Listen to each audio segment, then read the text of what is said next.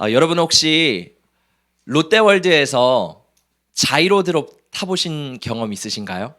와, 제가 예전에 어렸을 때 롯데월드에 가가지고 이 자이로 드롭을 타려고 했는데, 야, 얼마나 그 사람들이 야 하는 소리가 얼마나 가슴이 두근두근대고 막 떨리던지, 야, 이거 내가 탈 수 있을까? 막 대기줄을 서는데, 와, 딱 마음은 벌써 가기 싫어요.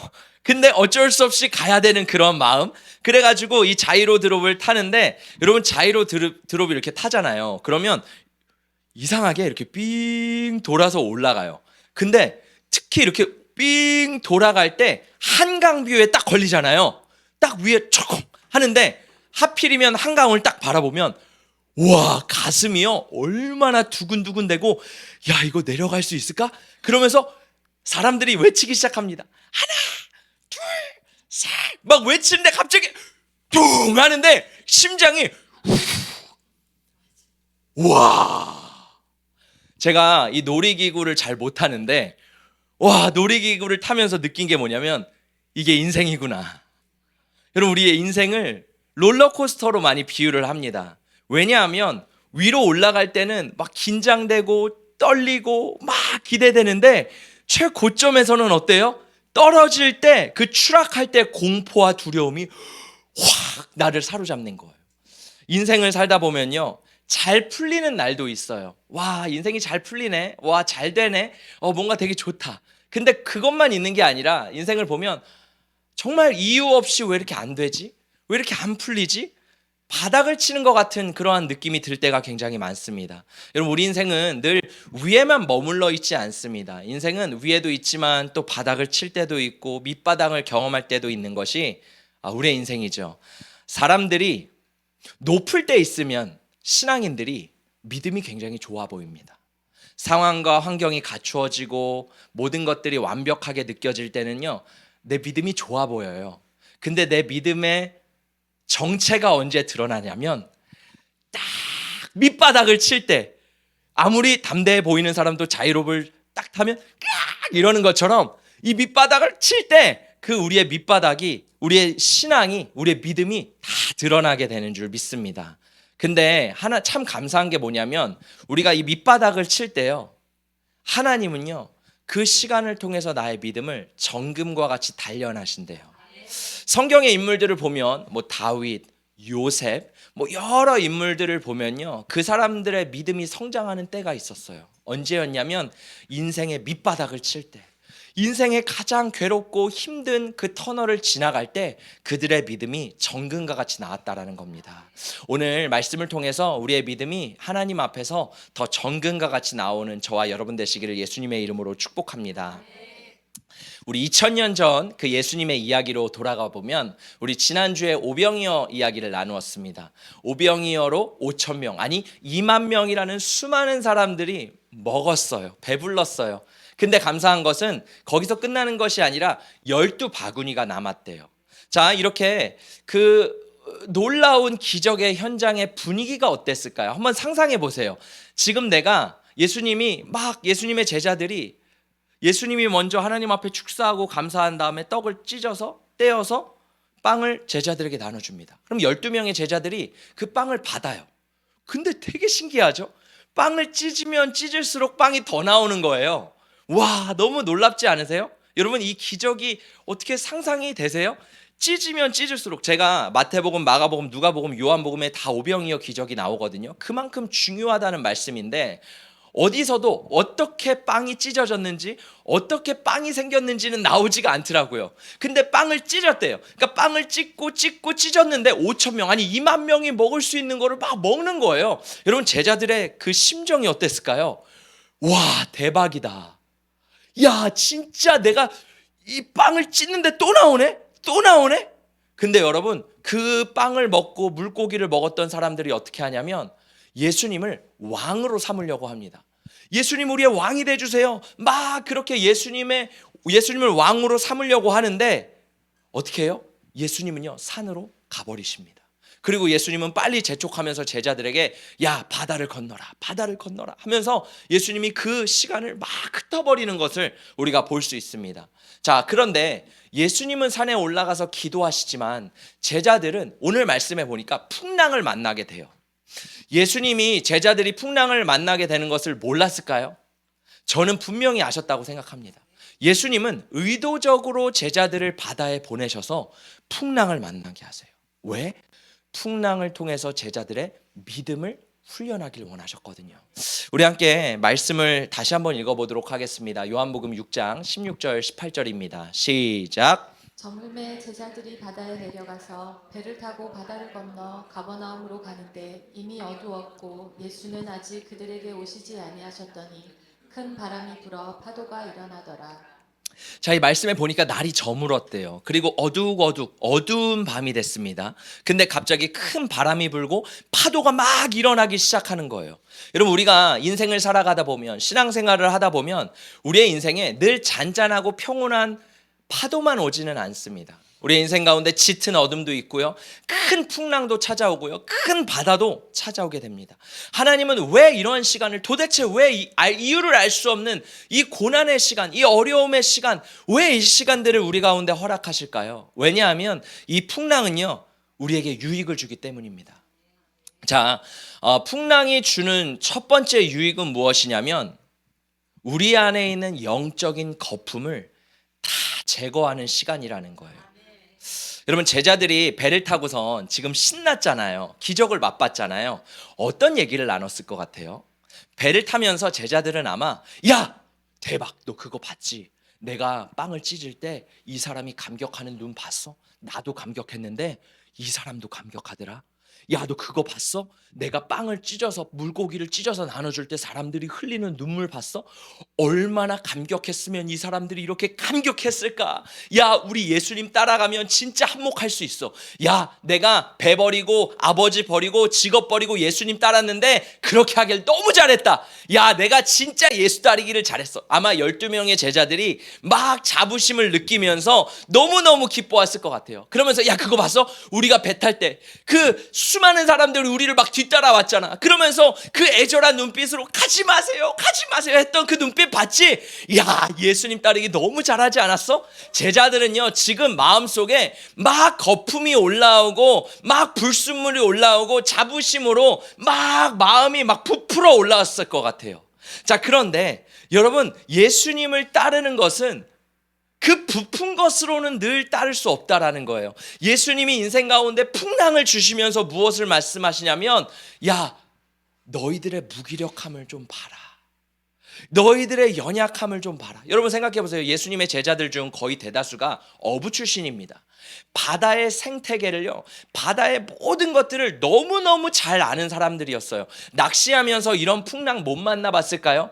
낚시하면서 이런 어려움 못 만나봤을까요? 아마 다 모든 것을 다 경험해봤던 사람들이에요. 근데 오늘 풍랑은요, 그 자신의 경험도 의지할 수 없을 만큼 너무나도 큰 자신의 무기력함을 느끼게 하는 풍랑이었다라는 겁니다. 여러분, 지금 말씀을 보면요, 예수님이 제자들을 저녁에 보내세요. 저녁에 보내는데 마태복음에 보니까 예수님이 물 위를 걸어 오시는 장면이잖아요. 그때 제자들이 뭐라 그러냐면 우와, 유령이다 막 이렇게 예수님을 보고 놀라는 장면이 나와요. 그걸 봤을 때는 아마도 저녁 시간이 지나서 한 7시간 8시간 동안 제자들이요, 이 풍랑 가운데 고생하고 기진맥진하고 막 진을 빼고선 이제 달이 막 조금 떴을 때 예수님의 모습이 희미하게 보이는 새벽에 그 예수님의 모습을 봤다라는 거예요. 그러니까 제자들은 지금 엄청 오랜 시간 동안 이 어려움을 겪고 이 풍랑을 겪으면서 야, 어떡하지 이런 상황 가운데 정확한 타이밍에 예수님이 찾아오신다라는 겁니다. 여러분, 우리 인생 가운데 정말 짙고 풍랑이 있을 때 언제 예수님이 찾아오신대요? 정확한 타이밍 가운데 예수님은 우리를 찾아오신다라는 거예요. 예수님은요, 이 제자들 마음 가운데 오만함과 자만감과 이 부풀려진 거품들이 그냥 끼어 있기를 원하지 않으셨어요. 왜? 예수님은 그거를 제거하기를 원하셨다라는 거예요. 자, 근데 오늘 말씀에 보니까 이 풍랑 가운데 7시간 8시간 가운데 제자들 가운데 있는 막 나는 무기력하다, 나는 아무것도 할 수 없다, 이런 느낌을 받았을 것 같아요. 근데 끝끝내 끈질기게도 이게 없어지지 않는 한 사람이 있었어요. 누구냐면 바로 베드로였습니다. 자, 우리 한 번 더 말씀을 읽어보도록 하겠습니다. 시작. 베드로가 대답하여 이르되 주여 만일 주님이시거든 나를 명하사 물 위로 오라 하소서 하니. 자, 이 베드로가 예수님에게 뭐라 그래요? 예수님, 제가 물 위를 걸어가게 해주세요. 막 이렇게 고백합니다. 저는 그 이전에 말씀을 묵상했을 때는 베드로가 얼마나 믿음이 있으면 예수님, 내가 물 위를 걷고 싶습니다. 믿음으로 걷는 거잖아요. 믿음이 없으면 못 걷잖아요. 야, 베드로 믿음 대단하다 이렇게 생각했거든요. 근데 이번에 말씀을 묵상하면서 또 다른 부분을 발견하게 됐습니다. 지금 이 베드로는요, 믿음이 있긴 있어요. 믿음이 있긴 있지만 그 믿음 안에 뭐가 있냐면 아직 꺼지지 않는 거품이 덮여 있는 거예요. 불순물이 덮여 있는 거예요. 그래서 그 베드로의 마음에 뭐가 있는 거예요? 과시하고 싶은 마음. 내가 할 수 있다. 나는 그래도 할 수 있어. 나는 무리를 거둘 수 있어. 나는 이 정도는 할 수 있어. 라는 이상한 인간의 교만함과 자존심과 충동이 담겨 있었던 거예요. 그러면서 여러분, 이 불순물이 베드로 안에서 덜 빠진 겁니다. 신앙생활은 뭐냐면 우리가 김장을 할 때 배추가 있잖아요.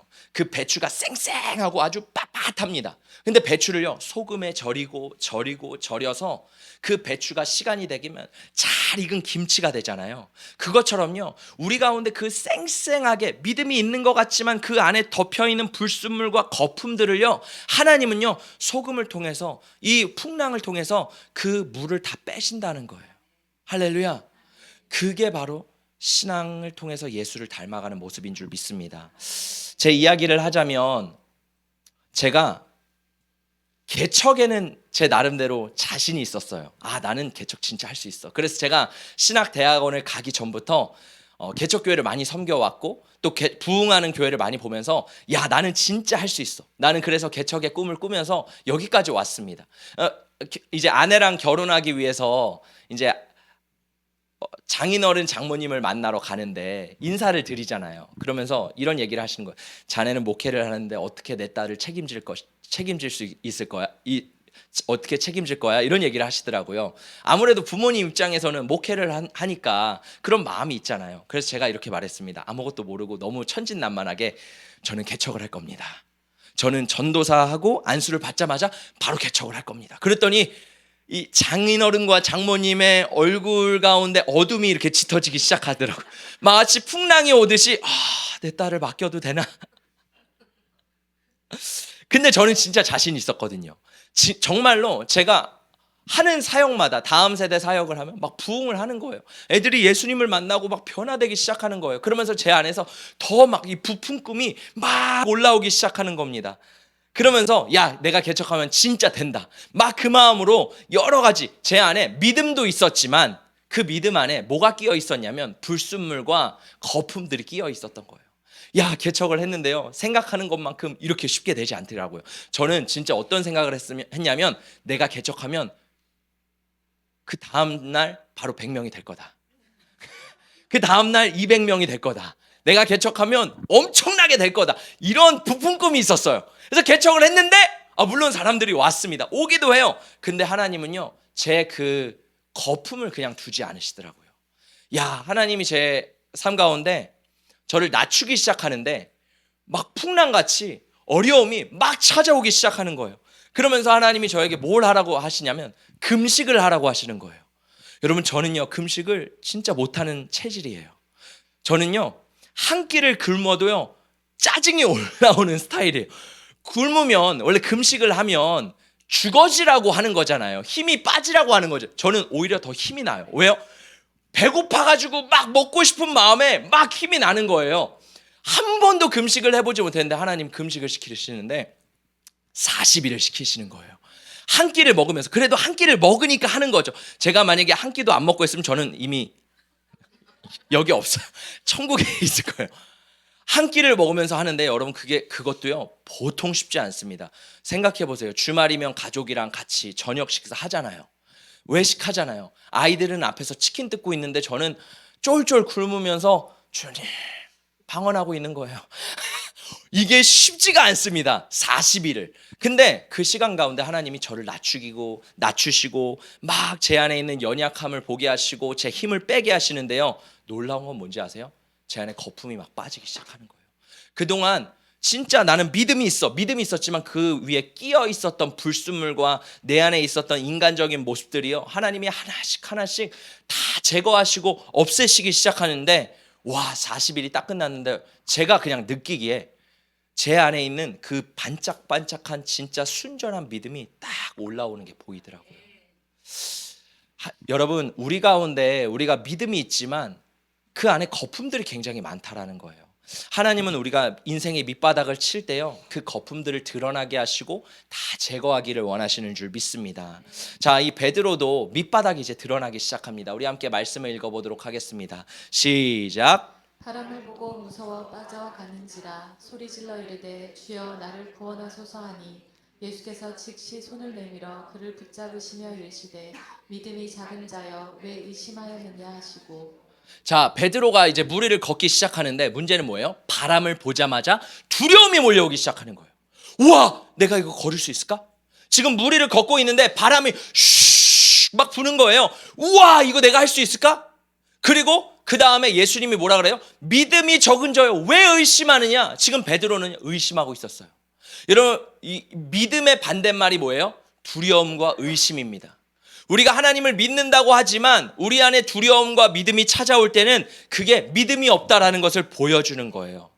자, 우리 안에 이 어려울 때, 정말 밑바닥을 볼 때요, 내 안에 진짜 믿음이 있는가 믿음이 없는가가 확연하게 드러나게 된다라는 거예요. 성경에 보면요, 엘리야 어떤 사람이에요? 하늘에서 불을 내린 사람입니다. 엘리야처럼 아마 믿음이 있는 사람이 있을까요?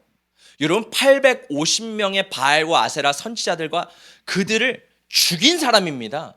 한 명 죽이기도 힘들어요. 근데 우상을 숭배했던 모든 사람들을 죽여버려. 그 담대함과 그 믿음이 어디서 나왔어요? 하늘로부터 왔어요. 믿음의 사람이었습니다. 근데 그 이후에 엘리야가 어떻게 됩니까?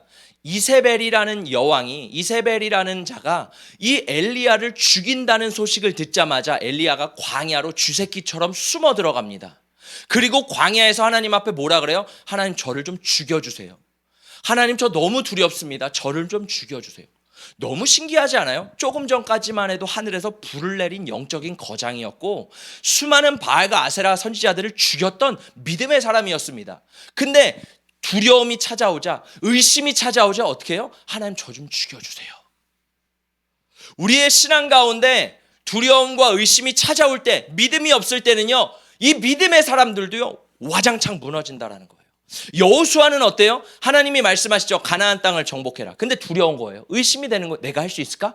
내가 모세처럼 잘할 수 있을까? 하나님이 끊임없이 말하시죠. 뭐래요? 강하고 담대하라. 두려워하지 마라. 의심하지 마라. 내가 너와 함께함이라. 할렐루야. 여러분, 여호수아를 보면요, 하나님이요 끊임없이 말씀하세요. 강하고 담대해. 두려워하지 마. 왠지 아세요? 믿음의 반대말은 두려움이고 의심이기 때문이에요. 믿음의 사람들도요, 이 두려움과 의심이 찾아왔을 때 믿음이 와르르 무너지고 그 믿음 없음이 딱 드러내 보여진다라는 거예요. 여러분, 왜 두려움과 의심이 우리 삶 가운데 찾아올까요? 그것은 조금 어렵지만 믿음의 연속성이 없기 때문입니다. 따라해볼까요? 믿음의 연속성. 자, 믿음의 연속성이 있고 믿음의 단발성이 있어요. 좀 어렵지만 제가 설명을 해드릴게요. 믿음의 연속성은 뭐냐면 내 믿음이 계속 성장하는 거예요. 그래서 믿음으로 믿음에 이르게 하는 거예요. 할렐루야. 우리 그리스도인들은 성화돼야 돼요. 그리고 믿음이 점점 성장하고 더 단단해져야 되는 줄 믿습니다. 근데 왜 넘어지냐면 믿음의 단발성이에요. 단발성은 뭐예요? 믿음이 일시적으로 반짝하고 끝나는 거예요. 마치 반딧불처럼 하루 저녁 반짝해요. 언제요? 내가 시험에 잘 봤을 때 믿음이 반짝합니다. 야, 하나님이 하셨어. 야, 이거 봤어? 하나님이 하셔서 내가 여기 들어갔어. 하나님이 하셔서 내가 이렇게 됐어. 우리는요, 믿음이 반짝합니다. 근데요, 또 어려움이 찾아오면 이 믿음의 연속성이 없는 사람들은 어떻게 해요? 땅으로 꺼져요. 문제 해결을 위해 기도합니다. 하나님이 응답을 해주셨어요. 우와, 응답됐어. 사람들에게 막 간증을 하고 다닙니다. 나팔수가 돼서 하나님 살아계십니다. 할렐루야. 근데 문제는 뭐예요? 또 문제의 어려움이 찾아와요. 인생은 롤러코스터잖아요. 근데 그때 이 단발성이 있던 사람들은 어떻게 해요? 그 불이 확 꺼져버려요. 주저앉아 버린다라는 겁니다. 그래서 중요한 것은 믿음의 연속성이 우리 가운데 있어야 돼요. 할렐루야. 우리가 요한복음을 지금 계속 살펴보고 있는데 여러분 이 맥락이 있어요. 요한복음은요 7가지 예수님의 표적에 대해서 말합니다.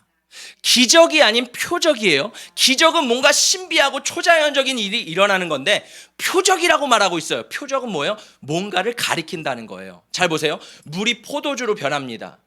그리고 왕의 신하의 아들이 고침을 받습니다. 또 어떤 일들이 일어나요? 38년 된 병자가 치유를 받습니다. 오병이어 기적이 일어나요. 오늘 무리를 걷는 사건도 표적이에요.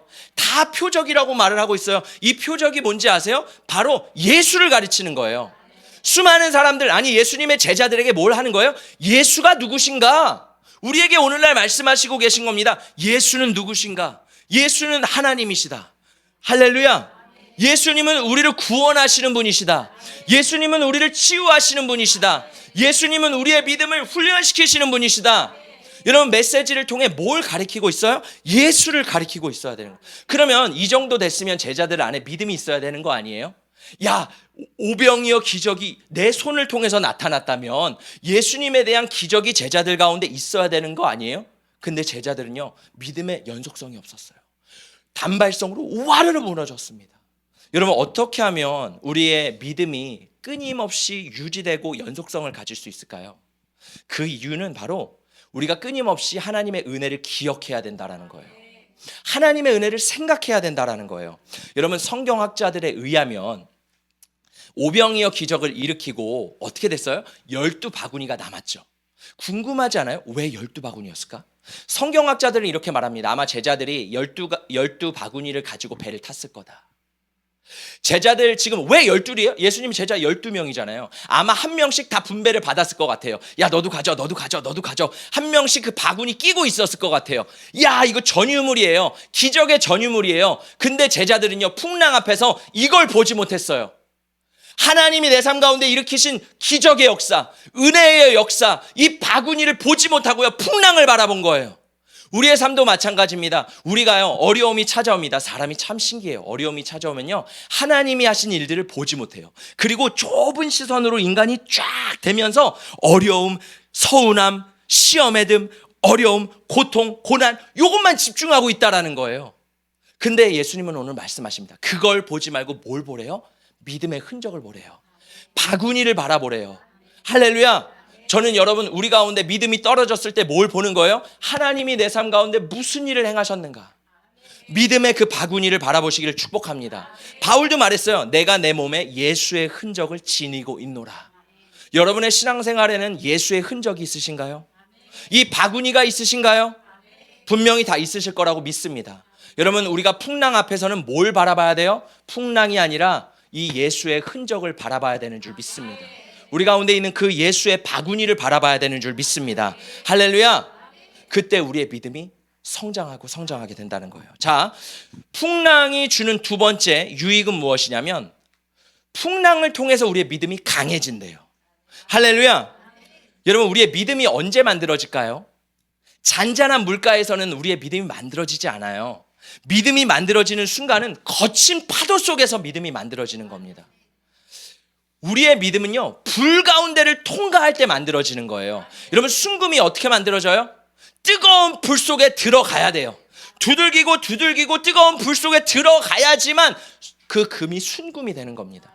우리의 믿음도 마찬가지예요. 하나님이 그 풍랑 가운데, 불 가운데, 역경 가운데 두드려지고 너무 힘들고 괴롭지만 그때 우리의 믿음이 정금과 같이 나오게 되는 줄 믿습니다. 그리고 우리 다음 말씀을 읽어보도록 하겠습니다. 시작. 나에게 이르시기를 내 은혜가 내게 족하도다. 이는 내 능력이 약한 데서 온전하여짐이라 하신지라. 그러므로 도리어 크게 기뻐함으로 나의 여러 약한 것들에 대하여 자랑하리니 이는 그리스도의 능력이 내게 머물게 하려 함이라. 그러므로 내가 그리스도를 위하여 약한 것들과 능욕과 궁핍과 박해와 곤고를 기뻐하노니 이는 내가 약한 그때 강함이라. 아멘. 여러분 신기하죠? 믿음은 내가 강할 때, 내가 뭔가 잘할 때, 내가 뭔가 기적이 일어났을 때 있을 것 같잖아요. 그게 아니라는 거예요. 믿음은 내가 약할 때 드러난다는 거예요. 믿음의 진가는 내가 연약할 때 드러난다는 거예요. 그래서 바울이 말하잖아요. 내가 약할 때 예수가 내 안에 있기 때문에 강함 되신다. 할렐루야. 내가 부족할 때 예수가 내 안에 있기 때문에 강함 된다. 내가 강하면요 예수가 드러날 수 없습니다. 내 거품이 끼면 예수가 드러날 수 없어요. 내가 없어질 때 내 안에 예수가 나타나는 줄 믿습니다. 그때 우리의 믿음이 자라나게 되는 거예요.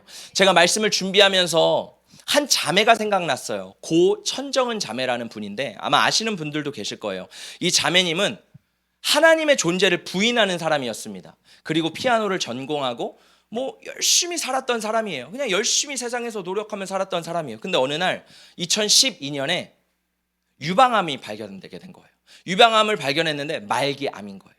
이 자매가 그 말기암을 발견하고 100차례가 넘게 항암 치료를 받습니다. 여러분 100차례가 넘게 항암 치료가 가능해요? 와. 자, 근데요. 그 과정 가운데 교회에 나가면서 하나님을 만나게 됐어요.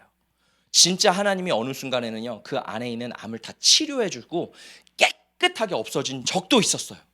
그리고 다시 또 재발되고 또 재발되고 그러면서 제가 이 자매의 간증을 준비했습니다.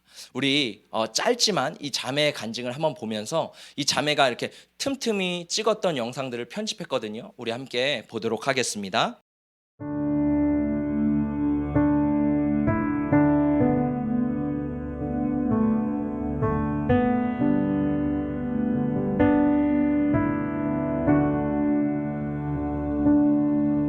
이제 지금 118차 암을 어저께 마쳤는데 암이 처음에 유방암으로 11년 전에 판정을 받았고 그리고 지금 9년 차 들었어요. 재발한 지. 그래서 이제 11년 동안 근데 한 번도 안 쉬고 계속 3주나 뭐 4주나 2주나 이렇게 한 번씩 항암을 진행하고 있는 저는 진짜 평안해요. 이유는 제가 안전하다는 걸 믿어서 그래요. 그래서 지금 뭐 보이는 현상은 너무 끔찍하고 통증도 막 오니까 그런 거 끔찍하게 겪을 때가 있지만 그때 생각을 바로 사로잡아서 주님께 집중할 수가 있어요. 제가 참 감사한 거는 암 환자들한테 진짜 필요한 게 무엇인지를 도와줄 수 있는 환경이 됐어요. 주님이 살아계신다는 확신을 하자마자 제가 인생이 안 끝났다는 걸 깨달은 거예요. 죽으면 다시 사는 거야 이렇게 되니까 인생의 연장선이 확 너무 길어진 거예요. 이분은 주구장창 당신의 것입니다 라는 고백을 좋아하시잖아요. 당신의 것이기 때문에 내가 없어지는 거, 그리고 이제 정말 당신만이 기뻐하는 일에 내가 관심을 갖는 거, 그게 진심인 순간이 계속 이분을 유지하고 있는 거더라고요. 아, 믿음이라는 걸 우리가 너무 거창하게 자꾸 포장을 하고 있구나. 정말 이분을 사랑하고 이분한테 집중하면은 이분이 제가 할 만한 일도 아닌 것까지 하게 해주시는 거예요. 그래서 그 전도가 나중에는 제가 그래서 기뻐하는 걸로는 또 주님도 같이 기뻐하시더라고요. 주님한테 올려드렸더니 전도까지 가네요. 너무 감사해요. 이런 거 내가 실천도 안 하면서 그런 식으로 하면 주님이 같이 값이 떨어지거든요. 그래서 저도 남들이 하기 싫어하는 거 먼저 하고 몸에다가 그래서 저도 시험도 많이 해보고 암 환자들한테 내가 먼저 몸에다 해보고 그거를 지금 말씀드리는 내용을 하지 겪지 않은 걸로 주장하진 않아요. 내가 지금 주님을 사랑하고 있나를 계속 짚어보고 되짚어보는 게 무조건 1번이에요. 조금이라도 주님을 그닥 뜨겁게 사랑하는 옛날 처음에 그 마음이 아닌 것 같은데 할 때 저도 그걸 두려움으로 여겨요. 그래서 이게 기독교인의 기본 자세가 오늘 예수님 오셔 이렇게 사는 게 제일 그럼요. 정결하게 살 수 있는 것 같아요. 세상은 문제가 있으면서 걱정거리가 너무 많은데 그 걱정거리를 벗어날 수 있는 거는 그 문제가 해결되는 게 아니라 예수님 때문에 평안하라 이렇게 되는 게 가장 크게 해결받는 방법이거든요. 뭐 데려가셔도 나한테 어쨌건 우리 아빠는 나한테 가장 좋은 것만 주실 거니까 아직 쓸만하면 좀 쓰고 데려가실 거고 필요 없고 나랑 같이 있자면 데려가실 거고 뭐 둘 중에 하나밖에 없잖아요. 다만 이제 살려달라는 기도는 안 했어요. 하지 말라는 건 하지 말고 하라는 건 하고 말씀해서 그렇게 살면은 그게 그리스도인이지 다른 거 없는 것 같아요. 마지막까지 예수님 전하다가 죽는 게 가장 큰 복이죠. 우리 모두가. 저도 제가 죽는 그날 예수님한테 딱 푹 빠져서 마지막을 맞이해야지 저한테 가장 큰 유익이 올 거라고 생각을 하거든요. 주님 입장에서도 그렇게 좋다고 하는 애를 가장 기쁘게 맞아들으실 거 아니에요. 아무튼 이 땅에서 주님 모르는 사람 아무도 없게 하고 오겠다고 우리가 같이 힘 모아서 주님 전하다가 자랑스럽게 그리고 반갑게 천국에서 만났으면 좋겠습니다.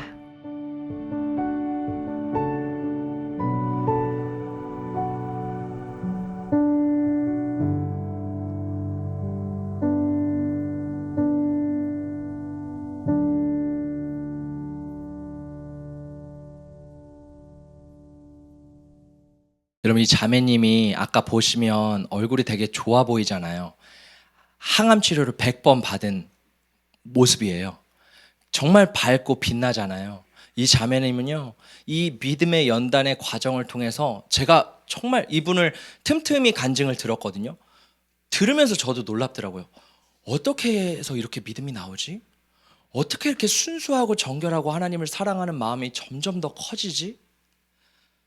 여러분, 저는 우리들의 삶 가운데 정말 내가 약해질 때 그 예수님을 발견하게 되시기를 축복합니다.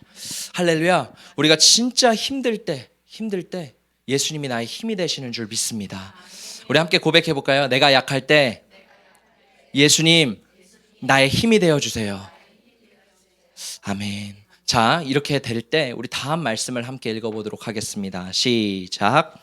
배에 함께 오름에 바람이 그치는지라 배에 있는 사람들이 예수께 절하며 이르되 진실로 하나님의 아들이로소이다 하더라. 자, 놀라운 것은 이 배가 예수님이 배에 오르시자마자 바람이 그치게 돼요. 여러분, 예수님이 배에 오르신다는 의미가 뭘까요? 내 인생 가운데, 우리 인생을 배라고 표현하잖아요. 내 인생 가운데 예수님이 오르셔야 된다라는 거예요.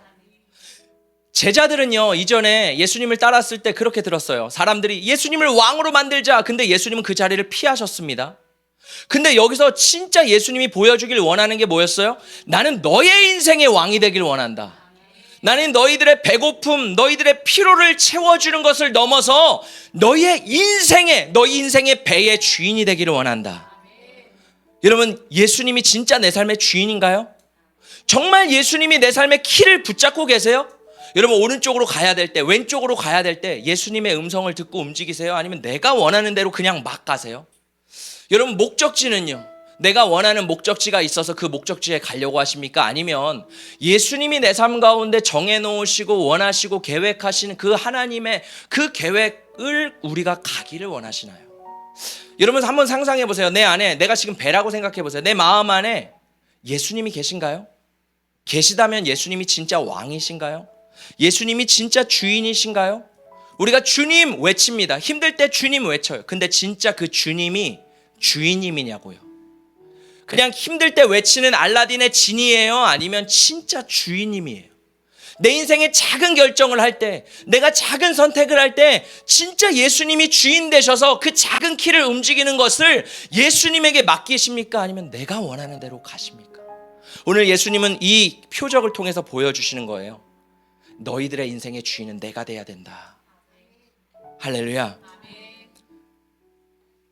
예수님이 내 인생의 주인이 될 때 어떤 역사가 일어나나요? 오늘 놀라운 기적이 일어납니다. 우리 마지막 말씀 읽어보겠습니다. 시작. 이에 깊어서 배로 영접하니 배는 곧 그들이 가려던 땅에 이르렀더라. 말씀이 참 신기해요.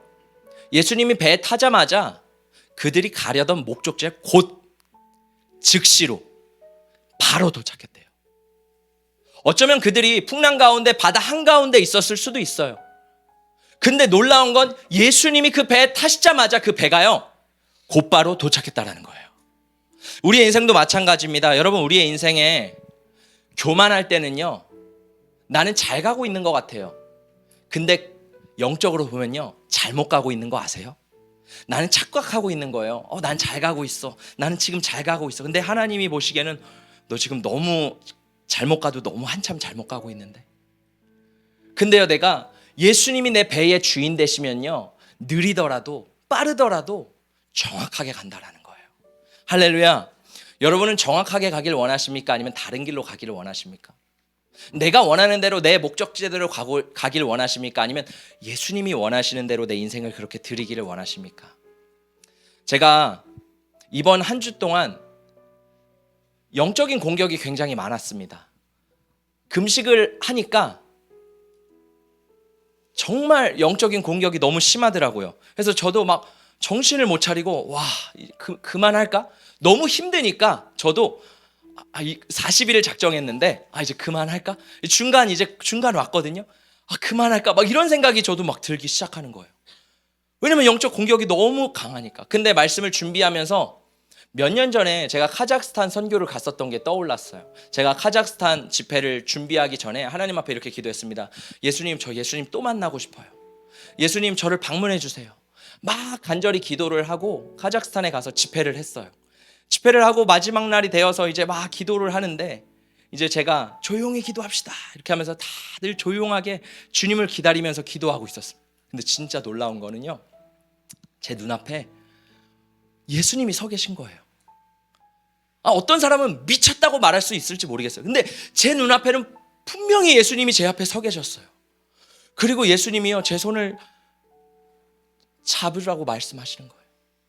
저는 사실 잡기가 싫었어요. 여러분, 예수님 만나면 잡고 싶잖아요. 근데 막상 그 상황이 오니까 두렵더라고요. 왜냐하면 예수님 뒤에는요, 어두운 바다, 진짜 오늘 본문 말씀처럼 풍랑이 짖는 너무 힘들고 어려운 바다가, 너무 큰 바다가, 나는 거기 갈 수 없는데, 가기 싫은데, 나는 거기 진짜 가기 싫은데 예수님이 가자고 하시는 거예요. 작은 배 위에서.